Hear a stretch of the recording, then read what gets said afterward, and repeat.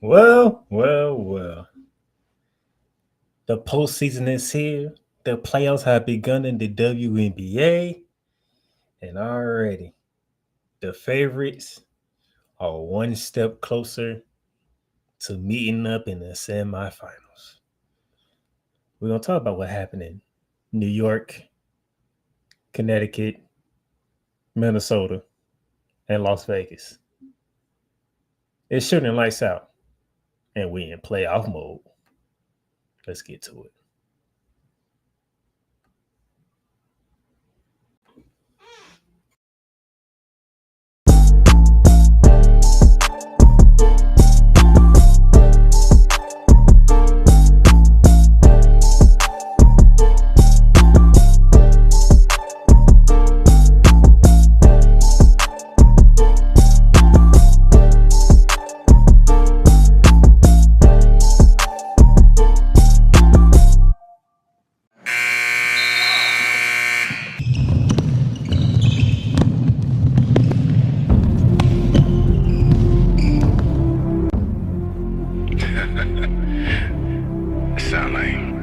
Sound like some Viking music, don't it?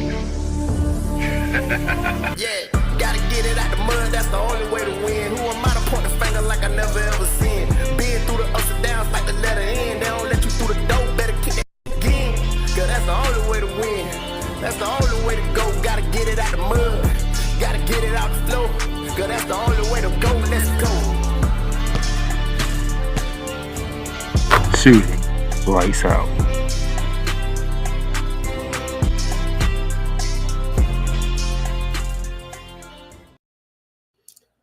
All right, good people. How y'all doing today on this Monday, September 23rd, 2024?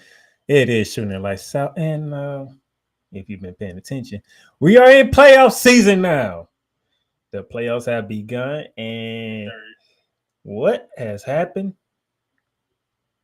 All the home favorites took one step closer to getting to the semifinals. So that means they are one win away already.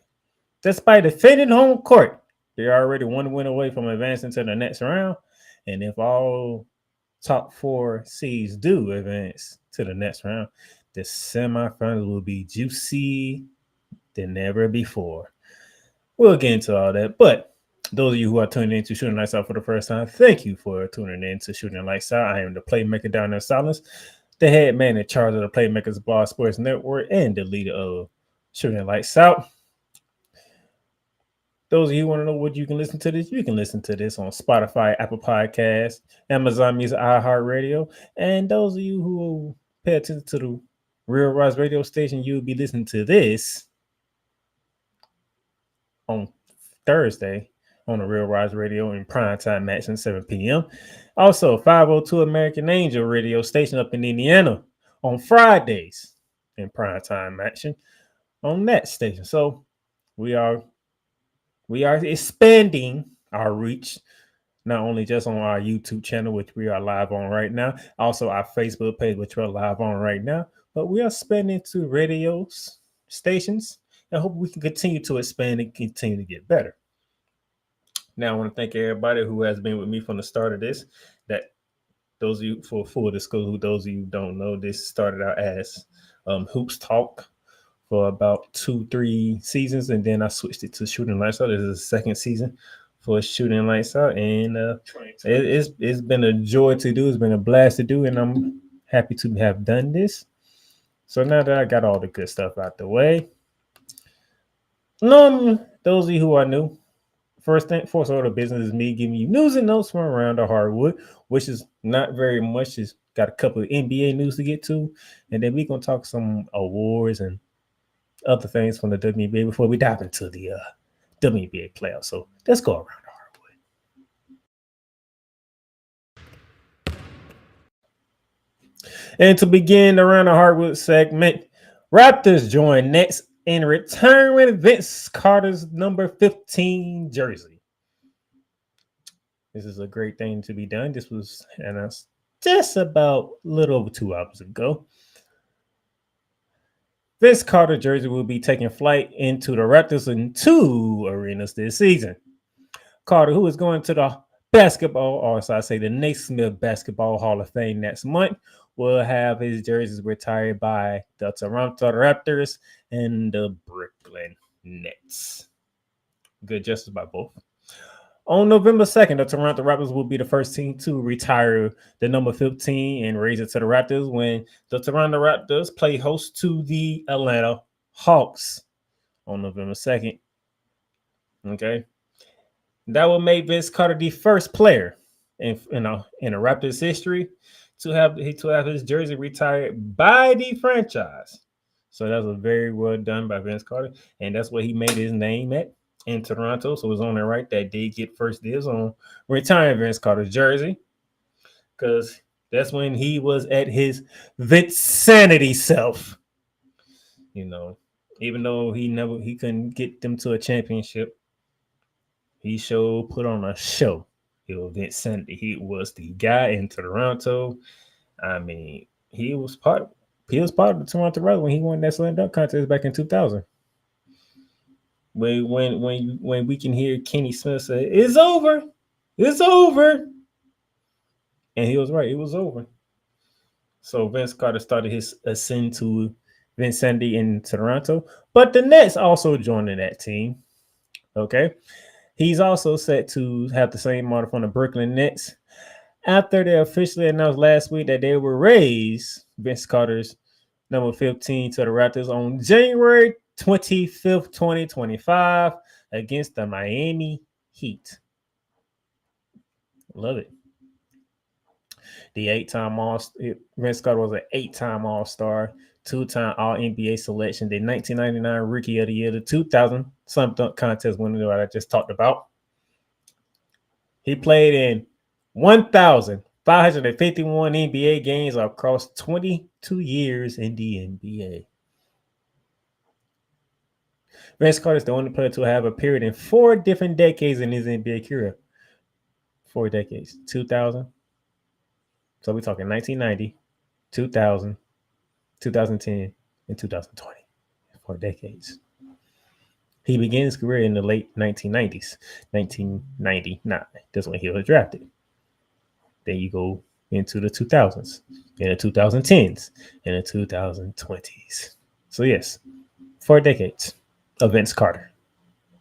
He spent the first 5.5 seasons of his career with the Raptors, where he dubbed the name Air Canada, to me, Vinsanity, and led all NBA and All-Star voting in 4 of them. He also led the Raptors into their first postseason appearance in 2000 and their first playoff series win in 2001 before losing in 7 games in the Eastern Conference semifinals to the Allen Iverson 76ers, which the 76ers went on to the NBA Finals before they got beat 4-1 by the Los Angeles Lakers, Kobe and Shaq days. All right.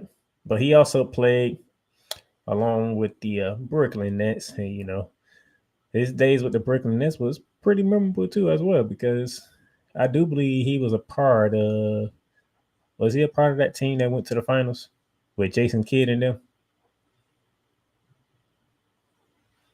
Yep, he was. I think they just happened to lose, however. But hey, Vince Carter had a hell of a career. That man, unfortunately, I have to say this. Unfortunately for him, he is lumped into the category with the Charles Barkley, a Patrick Ewing. Those guys who were great as they are, never won a championship. Now we know Charles Barkley, Patrick Ewing, Gary Payton, those players, they ran into Michael Jordan. Okay? That was their kryptonite with Michael Jordan. Vince Carter, on the other hand, well, we can say for 1 decade, he had to deal with Shaq and Kobe. Shaq and Kobe won't let nobody win it. And then if Shaq and Kobe want to win, it will pop in the San Antonio Spurs winning. You had that going on. Then eventually Dwayne Wade, LeBron James came into the league. And that took off. And then eventually you got the Golden State Warriors.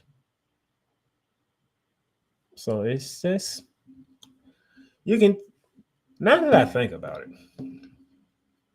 between the Lakers, Spurs, Raptors, Heat, it's not really been a lot of different champions as far as franchise wise. Okay, so the Lakers on the Shaq and Kobe, they won 3. And then they went back after Shaq left and won 2 more. So that's 5 for the Lakers. That's we talking the 2000s to now.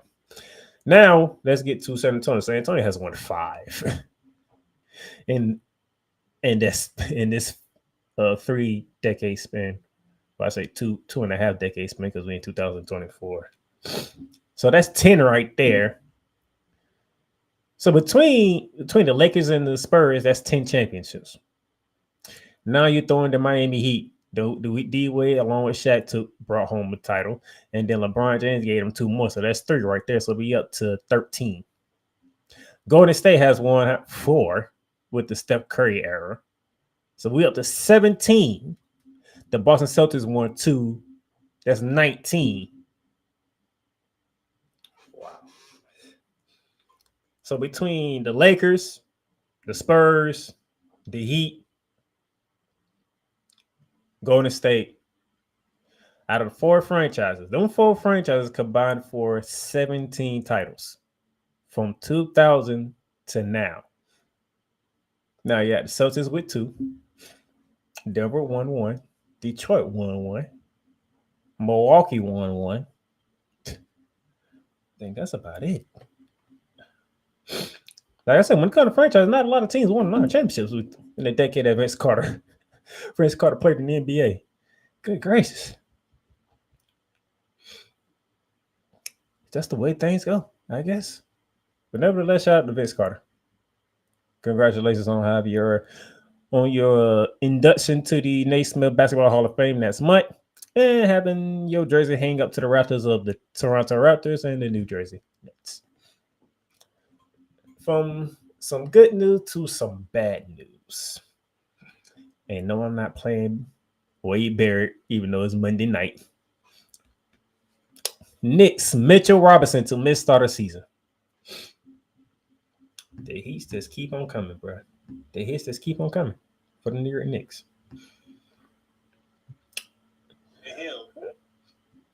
The Heat just keep on coming. Technical difficulties, my bad.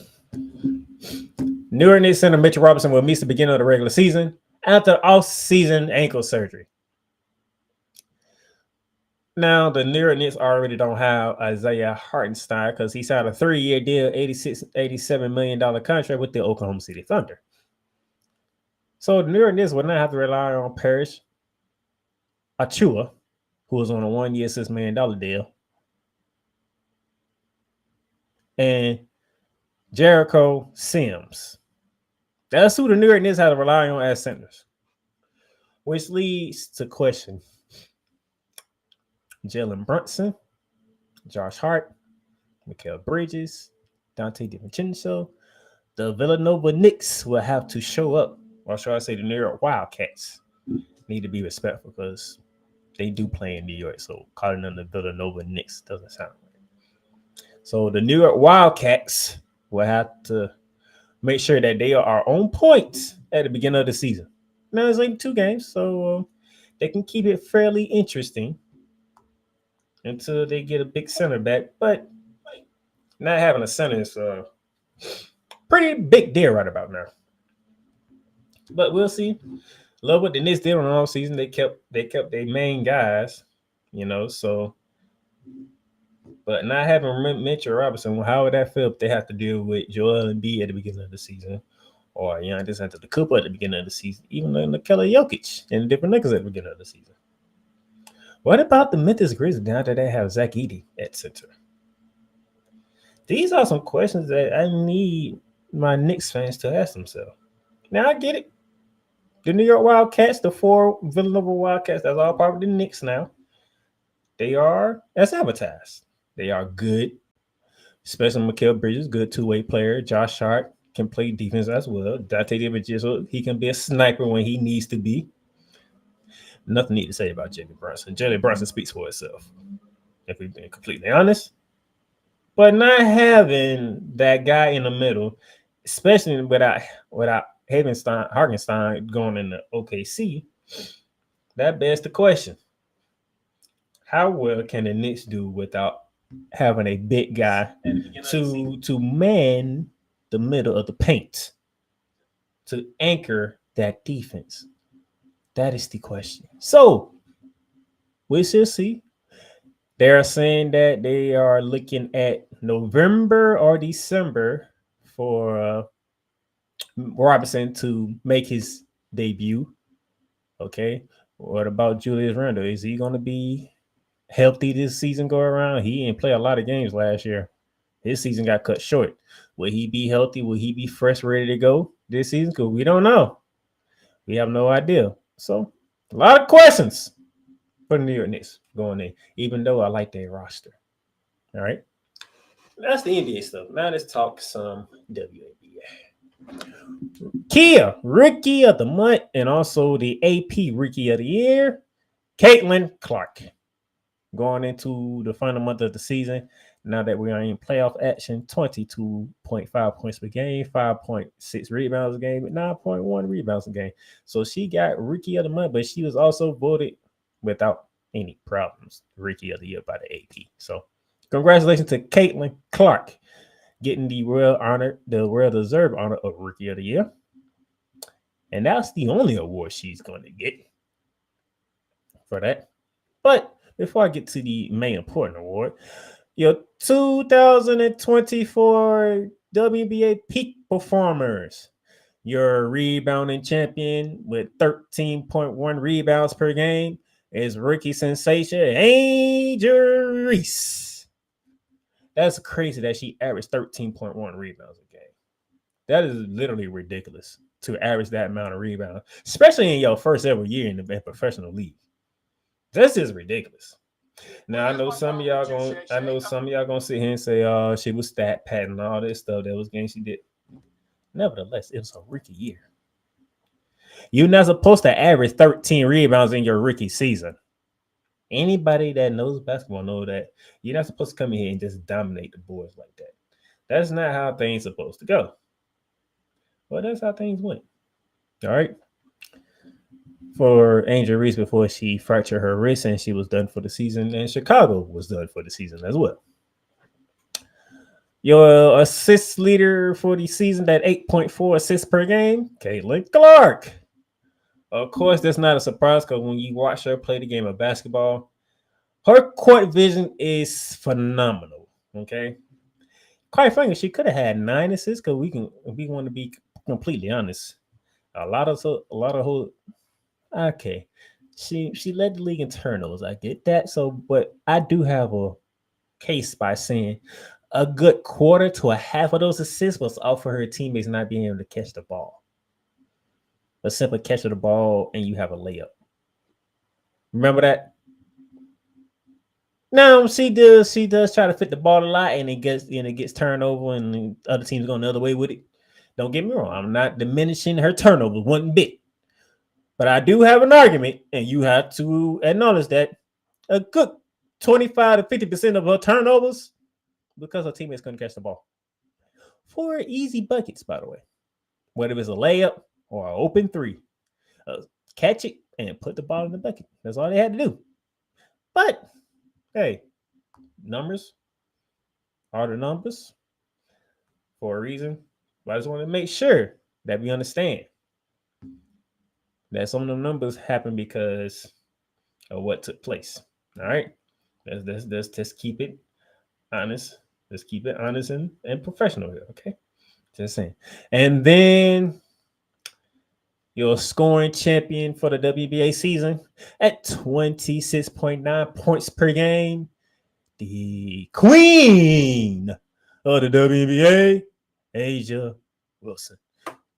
Before I could see with A'ja Wilson, let me go ahead and say this now. For the 3rd time in her WNBA career, ladies and gentlemen, A'ja Wilson, your Kia most valuable player.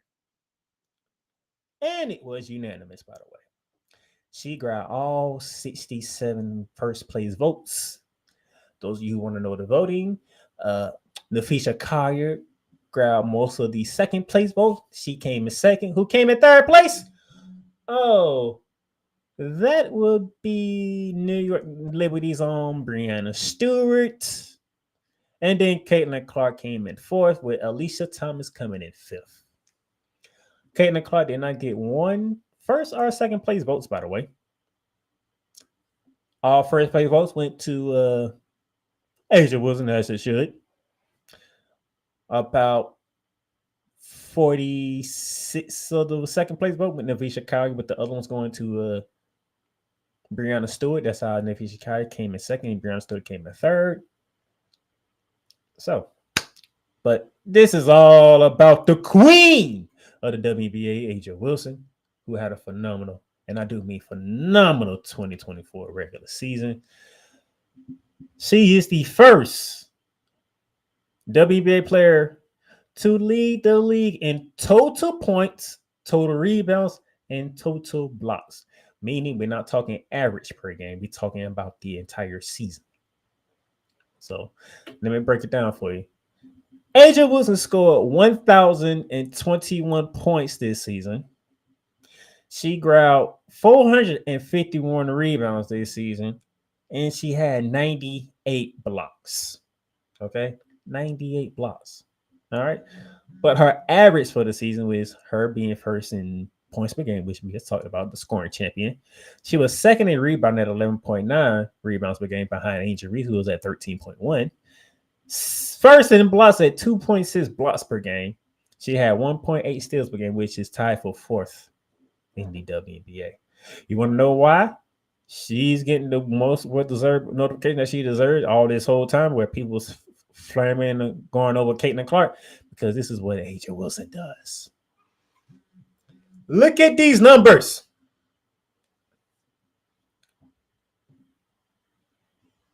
Just look at them. The first ever player in WNBA history to score 1,000 points in a season. The most rebounds ever in a season at 451. And she almost had 100 blocks.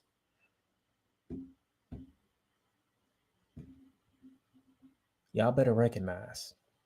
I know Caitlin Clark brought a lot of fans to the game. I understand. Everybody loves them some Caitlin Clark. But if you're going to sit here and say you're a basketball fan now, you better recognize this woman right here is the queen of the WNBA. Caitlin Clark is a princess. So is Angel Reese. She's the queen. Until she's ready to hang it up, she will forever will be the queen. Because by the time, because I can tell you right now, she's on GOAT status right now. As of right now, with her being a 3-time MVP, a 3-time WNBA champion, the scoring champion, the rebounding champion, she could be considered to go to the WNBA.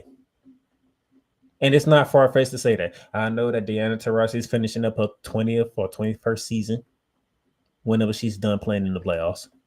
I know that I have said on numerous times that my go of the WNBA thus far is Maya Moore. Oh, that's about to change because it's going to be Asia Wilson. I can tell you that right now. I know people want to throw Cheryl Swoops out there, Cynthia Cooper out there. I know all this.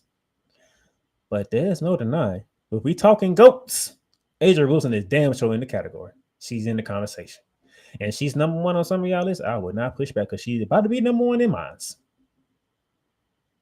Hell, I might need to go ahead and put her number one, put Maya Moore number two. Even problem is Maya Moore won 4 titles in the 7-year span. 4 titles in a 7-year span, which is ridiculous. And you couldn't stop it. She chose to leave early for other things. That was her choice. That was her right. But that's why I always say, if Maya Moore wanted to hang it up so early, it wouldn't have been no question if Diana Taurasi was a part of the GOAT conversation, because it wouldn't have been no question. Everybody would have knew it. Maya Moore, because he wasn't stopping Maya Moore. There was no stopping that Minnesota Lynx team. But with that being said, Asia Wilson, she's definitely in the GOAT conversation now. And far be it for me to say she's ahead of Diana Taurasi in my GOAT conversation. It's literally between her, Asia Wilson, and Maya Moore. That's the only 2 I care about. Maya Moore and Asia Wilson. Those are the only 2 that's going to be in my GOAT conversation. I get that Diana Taurasi had a hell of a career, 20 plus years in the WNBA, and she done a lot of things. But the short amount of time for Asia Wilson and Mari Moore to do what they did, I am not overlooking at that. I get longevity, but longevity doesn't work for me. Especially when you don't have more championships than Mari Moore.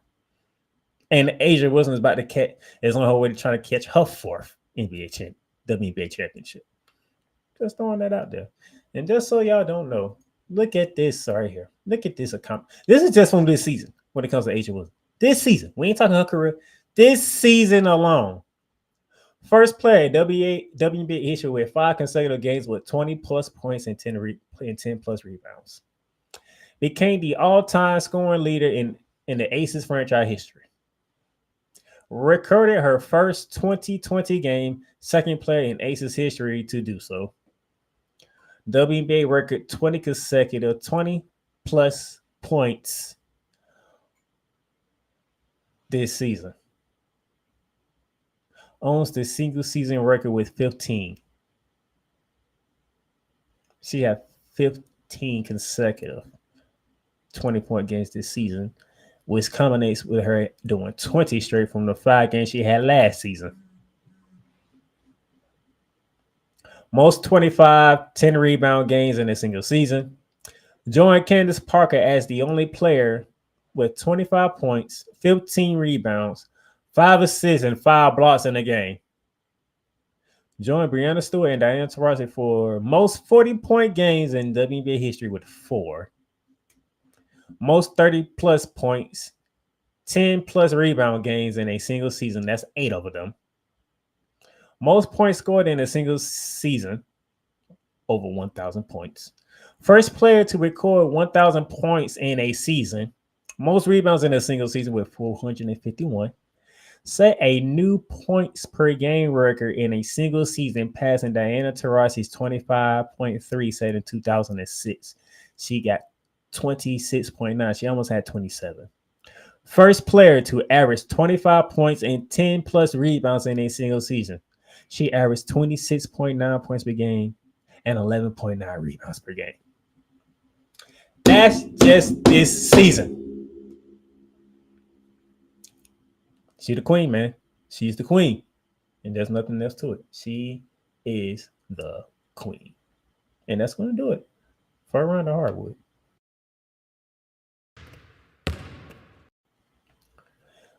We're going to take our first and only break. No, we're going to take another break. But we're going to take our first break here. And then when we come back, as you can see on your screen, WNBA playoffs have begun.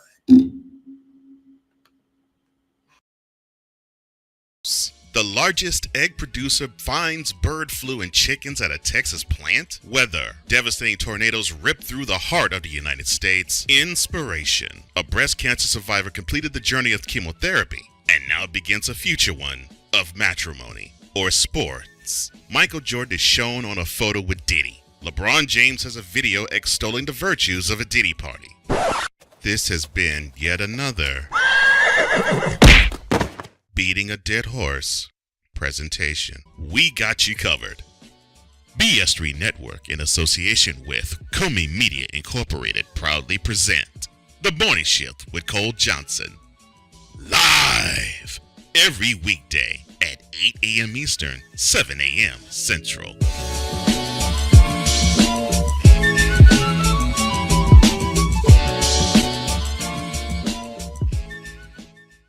Welcome, ladies and gentlemen, to another edition of Into the Net FC.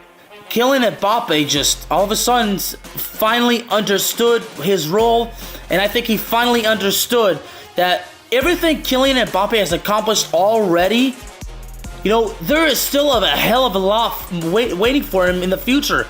Kylian Mbappe is only 24 years old. He has accomplished so much, and you know what? Kylian Mbappe has not even reached his prime. Finally seeing, the Marcus Rashford we have been hoping for such a long time, But, this game, after everything Manchester United has been, doing lately, this was actually the ultimate test, to see if Manchester United, honestly was all of a sudden for real. I explained this. The United States, maybe they have to suffer this loss as a lesson to learn to prepare for the future. Because 4 years from now, The World Cup is in not one, not two, but 3 countries. The United States of America, Canada, and Mexico. Into the Net FC is available on all streaming platforms, including Spotify, Apple Podcasts, Google Podcasts, Amazon Music, and YouTube. Shop hats and official sports gear at Liz. Liz is the leader and #1 destination for hats, gears, and everything that moves you, making it the perfect shop for fans to find official sports hats, merchandise, and gear. Represent your team, your town, and your style with a snapback adjustable fitted hat or beanie from thousands of college and pro teams. Browse the very latest sports jerseys and t-shirts from the best teams out there. Liz has officially licensed professional and college sport team apparel and hats featuring the hottest brands and trends. Shop online or visit one of the 100 stores across the country. Locker Rooms by Liz. Hey, Eagles fan. Join my man Cool McCain and a host of others as they break down every single game, every single week in an objective manner, and also from a fan's perspective as well. Remember, this cast feels just like you. Nobody likes you. And you don't care. Fly, Eagles, fly. Eagles Elite Podcast. Every Wednesday at 8:30 p.m. Eastern on YouTube and other podcast outlets.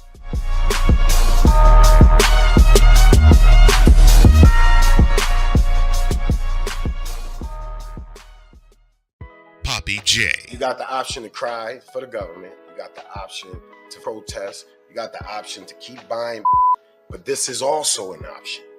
Wise El Jefe. We're the first tech geeks. We're the first gamers. We're the first everything. Everything. Like Gen X's, we are the ones. BS3 Network proudly presents the crew from the New York boroughs who never wants that smoke. Nah, they want that fire. Poppy J and Wise El Jefe. Fridays at 9 p.m. Eastern, 8 p.m. Central. Check your local listings for your viewing and listening pleasure.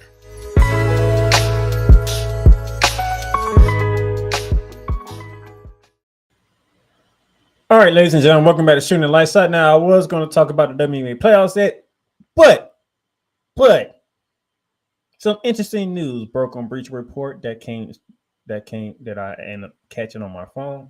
Now, I'm still searching to make sure everything is correct with this, but I do, in a way, trust Breach Report. And it says here, Gonzaga to join Pac-12, leave West Coast Conference amidst conference realignment rumors.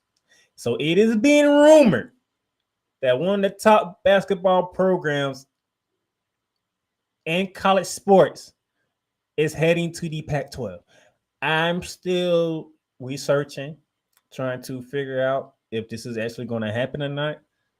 But it's looking like the Gonzaga, Mark Few and the Gonzaga Bulldogs are heading to the Pac-12. Okay, it is what it says here. The Pac-12 revitalization continued Monday. The rebuilding conference reportedly added Gonzaga to its ranks as a basketball school, according to Brent McMurphy of Action Network, and the Bulldogs will see a full conference revenue share despite not participating in football. If this turns out to be true, oh my gosh. What a get for the Pac-12 when it comes to basketball. And what a gift for Gonzaga, too. They can consider themselves major players now. They can be taken a little more seriously by joining the Pac-12. In some cases, if my good friend Cole Johnson was here, say the Pac-2 because it's only Oregon State and Washington State. But those of you who don't remember, Boise State, Fresno State, San Diego State, and Colorado State will be joining the Pac-12 within 2 years in 2026. But I'm gonna keep my eye on this throughout the week, man, because if this comes out to be true, Gonzaga to join the Pac-12, that is a big get for the Pac-12, especially in basketball. Ladies too, because ladies just made a run for the Sweet 16 this past season. They made a run for 6-16, so the Lady Bulldogs something to play with too. That's interesting. I need to throw that in there real quick. No, Pac-12 trying to make things happen. I see you, Pac-12. You're fighting. Now let's get to it. The WNBA playoffs. We have made it to the postseason in one of the greatest WNBA seasons that we have witnessed. Okay. And to begin the WNBA season, we had all 4 matchups that you saw on the screen. They all had game 1s on yesterday. And all of them saw the home team go 1-0 in the best of 3 series. All right. So let's break it down. Okay. Let's start out at Barclays Center in Brooklyn, New York, as the New York Liberty, the number 1 seed in the WNBA, took care of business against the Atlanta Dream, 83-69. Liberty came out firing 43% shooting from the field, 34.8% from 3-point range. The Dream struggled from 3-point, only shooting 18.8% from 3-point range. That's not going to get you done on the road when you shoot like that. If you're the Atlanta Dream, shout out to my co-host Kuma King. I'll be seeing him in about 3 hours from now. 6:30 p.m. Eastern Standard Time. We'll probably call the Sports Talk, Monster Wrestling. Check us out as we get you ready for Monday Night Raw. The Dream shot 39.7%. I know he's not happy about the way his Dream is playing, but my Liberty, we're trying to do something we have never done. Okay, we're trying to win the WNBA championship for once. All right. Here the box scores, Ryan Howard struggled for the Dream. 14 points, 5 of 14 from the field. Tina Charles only 12 points. Not a good showing for the Atlanta Dream. Stewie! Brianna Stewart, those of y'all don't know, we call her Stewie. 20 points, 11 boards. Probably one of her most quietest 20 points in her playoff career. Because when she goes for 20, you know about it. But Phoenix! Marina Phoebus gave me 21 points on the day. She was 4 from 3-point range, 7 from 8 from the field. It was lovely to see. Sabrina Niska also gave me 17. But when it was Phoebus' show, and I'm happy that she had a career high on the first day of the playoffs because it was amazing to watch. She was unconscious. When she got the ball, she was not afraid to shoot it, and she saw the ball go through the hoop time after time after time. Also gave me 2 steals too. So good win for the New York Liberty. Good win. All right, that's on that side. That was game 1. That was your 1 o'clock game on Sunday. You had a 3 o'clock game on Sunday. That game was on ABC. And it featured Caitlin Clak going against the Connecticut Sun. So then you had a fever in the Connecticut Suns, and it was a very interesting fought game in the first 3 quarters. You saw a 3-point lead by the Suns after 1. Then you had an 8-point lead at the half, and then it turned into a double-digit lead after 3. And then Connecticut ran away with it in the 4th quarter. Caitlin Clak struggled, but I'm going to get to her struggles in a bit. Connecticut shot almost 50% from both from the field and 3-point range. They literally shot 50% from the 3-point range, and they shot 49.3% from the field. Indiana, 21.4% from 3-point range. Ouch. 40% from the field. That's not bad. That's really not that bad, if I'm being completely honest. But Caitlin Clak struggled.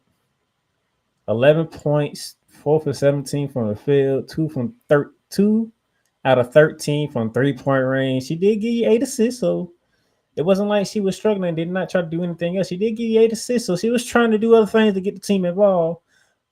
Kelsey Mitchell, 21 points, 9 for 20 from the field for Kelsey Mitchell. Good gracious, that girl shoot a lot. 2 for 10 from 3-point range. Aaliyah Boston, 17 points, 8 for 14 from the field. Aaliyah Boston was more efficient than the other 2, but geez Louise. I'm going to say this, Kelsey Mitchell, if you're going to take 20 shots, you need to not take half of them being 3-pointers and you're not hitting them.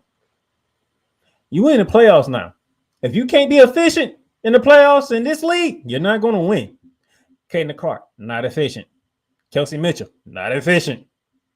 What happened? They got blown out by Connecticut. And by the way, this leads to my point that I said, y'all. If the Indiana Fever can avoid Connecticut in the first round, they'll be all right. Guess what? They didn't avoid Connecticut in the first round. And this is what happens. They got blown out week 1. Now, I'm going to get to them in a bit about game 2. I'll preview game 2 a little bit later, but I'm just letting y'all know. I didn't like this matchup for Indiana to begin with.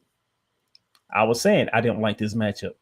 They avoid Connecticut at all costs, which they couldn't do. And game 1 showed they got blown out. Okay. DeWanna Bonner, 22 points. That was basically good. She didn't lead the team, though. I'll get that person in a minute. Denasia Carrington, 14 points. Alicia Thomas, 13, 10, and 13, 12, 13, and 13, should I say. 12 points, 10 boards, 13 assists. That is her 4th career triple-double on the year. Very, very spectacular day for her. But she wasn't the star of the show. The star of the show goes to Marina Marbury. 27 points. She was on fire. She was not missing. And it took the soul out of Indiana. Anytime Indiana tried to make a run, Marina Marbury made sure that thing went right back up to where it's supposed to have been and kept it moving. There's been a lot of talk on social media platforms about the whole thing that went down with her getting traded to Connecticut from Chicago. Now, I do know the story.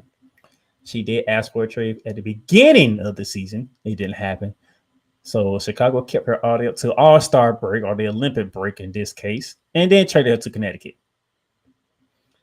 As you can see, Chicago went down here and then hold on to the AC that went to the Atlanta Dream. And Marbury comes out in game 1 of her playoff debut with the Connecticut Suns and go for 27. She's happy. I know there's Chicago fans, they're happy with the draft picks, but you can be happy with the draft picks all you want to. What is your front office going to do with them draft picks? Because they don't do nothing with them draft picks. That trade of Marina Marbury to a contending team makes y'all look stupid. So y'all can be happy with the draft picks all you want, but guess what? If you're not going to do anything with them, then what's the point of being happy if you don't have a competent front office that know what to do with the draft picks? Okay? It looks good on paper that you got draft picks, but what are those draft picks going to turn into if you're a Chicago Sky fan? That is the question. As of right now, the question for the Connecticut Suns, they have none because Marina Marbury is what they needed to go along with DeWanna Bonner and Alicia Thomas. Somebody who can shoot the ball. And there you go. That was game 2 of 4 of the WNBA playoff debut. Let's go to Minnesota, the Twin City, the second-ranked team in the WNBA, the Minnesota Lynx hosting the Phoenix Mercury. And a game where I thought we was going to have a Noah blowout, because you remember, New York blew out Atlanta, Connecticut blew out Indiana. I thought this game was going to end in a blowout. Well, they was up 23 points at one point in time if you're the Minnesota Lynx, and the Phoenix Mercury fought back. Fought back so much that they actually took the lead at one point in the 4th quarter, and then Minnesota finished that off. Okay. Minnesota 49% from the field, 41% from 3-point range. And this is a rarity right here. A team on the road that can shoot 50% from the field and almost 52% from 3-point range, and you lose the game. See, if Phoenix could go down 23 early in the game, maybe you gave yourself a better chance winning the game and stealing home court from Minnesota. When I say steal home court, meaning Minnesota would be in dire straits for game 2 and game 3. But that wasn't the case. You fought back violently. Natasha Cloud was on one. Matter of fact, let me show you. Natasha Cloud, man. 33 points. Natasha Cloud was on a mission. She was not trying to lose that game. She did everything she could. 33 points, 10 assists, 6 boards. Efficient shooting. She was 50% shooting from 3-point range. She was 14 for 23 from the field. Diana Taurasi was chipping in as well, 21 points. Shot 50% from both the field and 3-point range. Kalia Cobb gave you 16. You ain't get much from Brittany Griner. Problem is, Kayla McBride with 20, Carlton gave 12, but the player of the day for that game, no other than Napheesa Collier, just the runner-up in the MVP conversation, and it's no choice. 38 points. She's dropped 38 points. She was 11 for 19 from the field, 3 for 5 on three-point range, and she also decided to give you 6 rebounds. I mean, what more? What more do you need? It's just you. Napheesa Collier was not losing at home. While Latasha Cloud was trying to do her best to make sure we don't look stupid and get blown out by them and try to win this game because it is playoff time, Napheesa Collier was not losing at home, especially game 1. 38. She could have went for 40 if she wanted to. She could have matched the number of minutes she played. She played 40 minutes and she was a bucket away from having 40 points. Good gracious. That woman is something else. It's the reason why she's the second best player in the WNBA right now. She's the second best player in the WNBA right now. She finished second in voting. I mean. And the Minnesota Lynx was not picked at all to be contenders for the WNBA title. We didn't know what we was going to get from Minnesota, and they came out of nowhere. The Commissioner's Cup winner, by the way. Remember that. Commissioner's Cup winners. Minnesota Lynx. So 102-95 win for the Minnesota Lynx. 3 games, 3 home teams win. There's only 1 game left. And we're talking about the reigning, defending back-to-back champions, the Las Vegas Aces, going against the Seattle Storm in the 4-5 matchup. Aces the 4 seed, Storm the 5 seed, and Storm came out firing. Held the Aces, held the defending champs to 9 points in the first quarter. I'm like, okay, this is getting pretty interesting. They kept the lead at halftime. They had a 4-point lead at the break. Okay, had a 1-point lead going to the fourth quarter, and then the storm was no longer a storm, not even a tropical storm. Okay, not even a thunderstorm. It wasn't even a storm no more. It was just cloudy skies. Okay, no rain, no snow, no hail, no nothing in the fourth quarter. Because the Aces locked their asses down in the fourth quarter. They only scored 2 points. I kid you not. I had to go and I really had to dive into this to make sure that what ESPN put was correct. Only 2 points in the fourth quarter. And I looked, I said, oh my goodness. And they were right. The Seattle Storm, ladies and gentlemen, in the fourth quarter were 0 for 12 shooting in the fourth quarter. 0 for 12 shooting in the fourth quarter.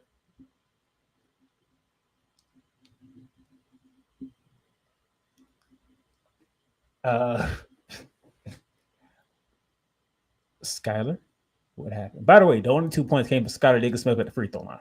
That was a 2 points. Skylar Diggins-Smith at the free throw line. Skylar, who started off very well in the game. I don't know what happened in the fourth quarter. And I watched the game. I still can't tell you what happened in the fourth quarter. Jewel Lord was nowhere to be found throughout the entire game. So the gold mama wasn't there. Nneka Agumake.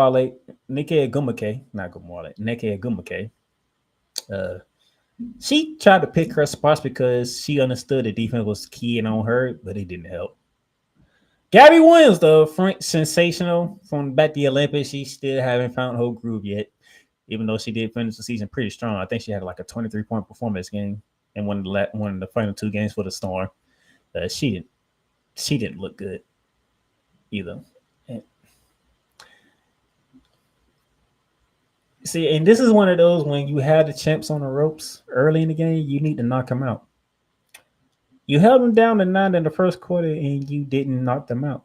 You didn't put your foot on the gas pedal and run away with it in the second quarter, making it very difficult for them to begin the second half with a chance to come back. You let them come back standing. You was up 9. You doubled them, as you can see, 18-9. Then you let them come back. They trimmed more than half of that lead down from 9 to 4 at halftime. Then they cut it down to 1 going into the fourth quarter, which means they had a chance. And when you give the champs the chance to win the game, they're going to take it because they've been here and done that before. Not once, but twice. And they showed you why. While they locked your ass down in the fourth quarter, they made sure they put it to the metal and beat you by 11. So from the first quarter to the final buzzer, You went from a 9-point lead to losing by that is a 20-point differential after the first quarter to the final buzzer. Basically, they outscored y'all by 20 from the second quarter on through the fourth. Seattle, you have no. This is not what you need to do if you're trying to knock off the reigning defending back-to-back champions. When you have them down, you have to knock them out. Hopefully, y'all learned that because it went from Vegas struggling to y'all struggling. 36.8% shooting from the field, 25% shooting from three-point range. You're not going to win in the playoffs. You're not winning in the playoffs. The champs, they shot almost 39% from three-point range, and they shot 43.5% from the field.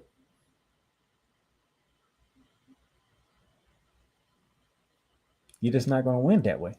You're not going to win that way. So y'all missed a golden opportunity to knock out the champs. A very golden opportunity. Very, very golden opportunity. And as we can get to the box score here, Skylar Diggins-Smith, 16 points, 5 from 15 from the field, over 3 from three-point range with 8 assists and 4 rebounds. Guess what? Most of that came in the first half. She was the only one that got the 2 points in the fourth quarter. So if I remember correctly, I think she had like 10 points in the first half. And then only 6 in the second half, which 4 came in the third quarter and only 2 came in the fourth quarter. I told you, Gold Mamba didn't show up in Las Vegas. She only gave you 6 points. Aguma K, 13 to 10. Like I said, she was picking her spots because she understood the defense was geared to stop her. So she picked her spot. She played the game. She was playing the game as he went along. Okay, so she was trying to find her spot, and she picked in what she could. Gabby Williams, 14 points, 8 boards. She's trying, but it's not flowing for her right. It's not flowing for Gabby Williams right now. I think it could be that she spent all that energy preparing her French national team for the Olympics because they was hosting it, and it is now that she's back in the WNBA. It just got taken out of her during the Olympic break. Yeah, I don't try to figure out is that what it is because she's struggling. There's no doubt about it. She's struggling. So I'm thinking she's probably fatigued, but she's trying to fight through it, especially now because in the playoffs. Jackie Young started out slow, but gave you 12 points. Chelsea Gray, 16 points. Of course, the MVP herself, 21 points with 8 boards. I think she had 5 blocks as well. As she is the star player for this game. Yes, she had 5 blocks, 21, 8, and 5. But you're probably asking yourself, she only had 21 points, so somebody else had to chip in, right? Somebody did have to chip in off the bench. So while the news media would give it to the MVP, and I would not disagree with that. I'm not going to argue she is the queen of the WNBA, but I do have an unsung hero for game 1 of the basketball season. The Las Vegas Aces took Tiffany Haynes, the unsung hero for this, because 20 points off the bench when the Aces were struggling the way they were in the first half. She came off the bench, gave you 20 points, 8 from 12 from the field. That's 66.7%. Oh, and by the way, she shot the same percentage from three-point range, and she went 2 for 3 from three-point range. She gave them the spark that they needed to get them going.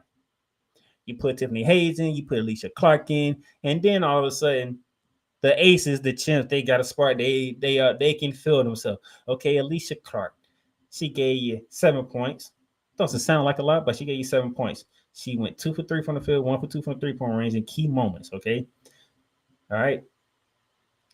She was a plus 15 or plus minus, because I know how people are. Some of these analytic people like plus minus. So Alicia Clark, plus minus, plus 15. Tiffany Hayes, plus minus, plus 12. Okay.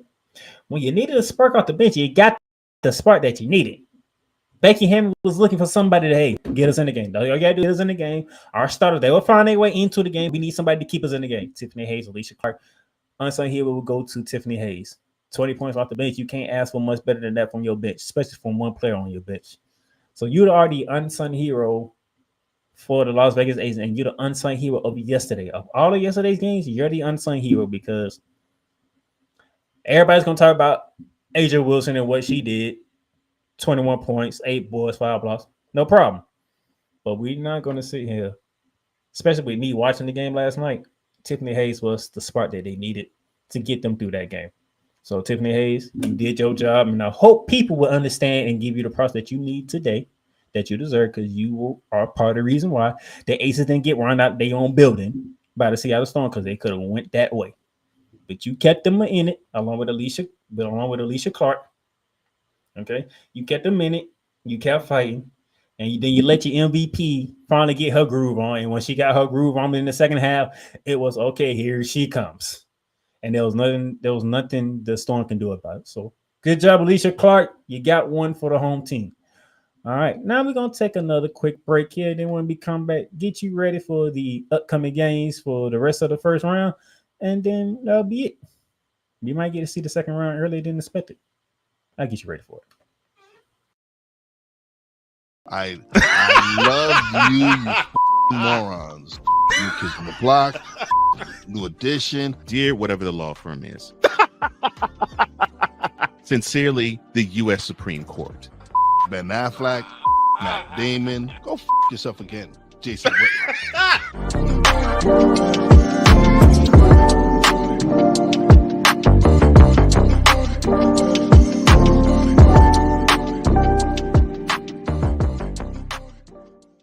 Join Ryan McCarthy. I became a Jets fan because Kurt the Frog was my favorite Muppet because he was green, and the Jets wore green.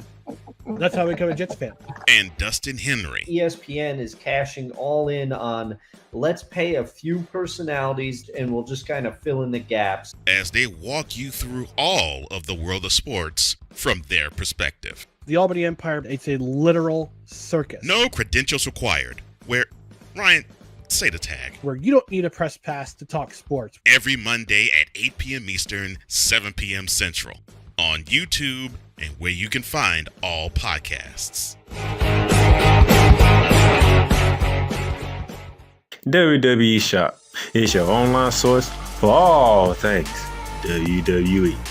Be a part of the excitement and score wrestling gear for big events like WrestleMania or SummerSlam.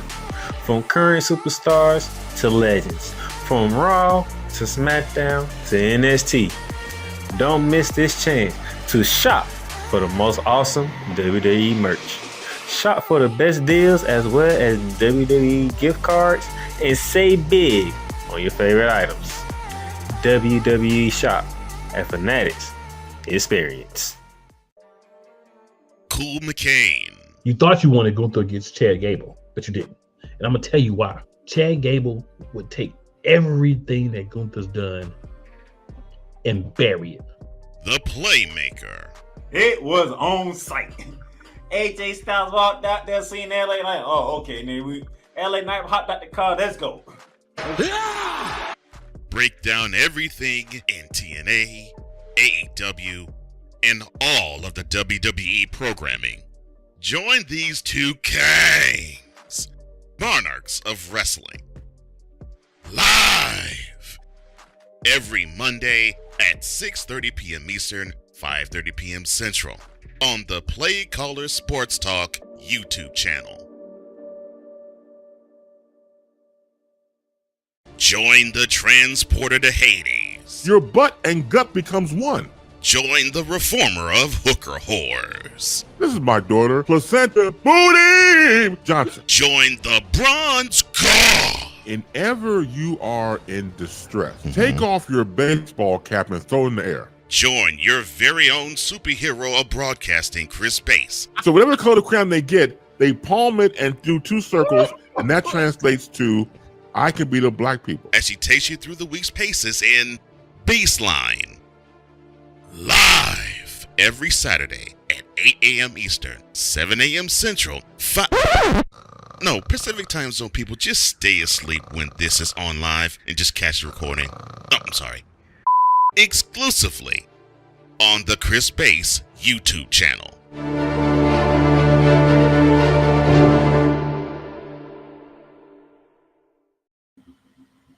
All right, ladies and gentlemen, as we wrap up here on today on this episode of Shooting Lights Out, game ones are in the book, so we got to know what game two is tomorrow, ladies and gentlemen. The New York Liberty look to end the Atlanta Dream in game two at home at Barclays Center. at 7:30 p.m. on ESPN. A win by the Liberty and the Dream are done. The Dream win, then there'll be a game 3 on Thursday as a winner take all. All right. And then the same thing applies at 9:30 after Liberty and Dream. Aces will try to put the Phoenix touches to the Seattle Storm at 9:30, or will the Storm force a game 3 winner take all on Thursday. And then that is tomorrow, ladies and gentlemen. Both games on ESPN. So one stop, one shot for both. And then Wednesday, we get the other two series, both on ESPN as well. 7:30 p.m. Connecticut Sun trying to end Caitlin Clark's rookie season with a 2-0 sweep of the Indiana Fever, or Caitlin Clark, or would Caitlin Clark give the fan bases in Indiana a home playoff game for once and force a winner take all in Indianapolis? But they have to win in Connecticut, something they have not done this year.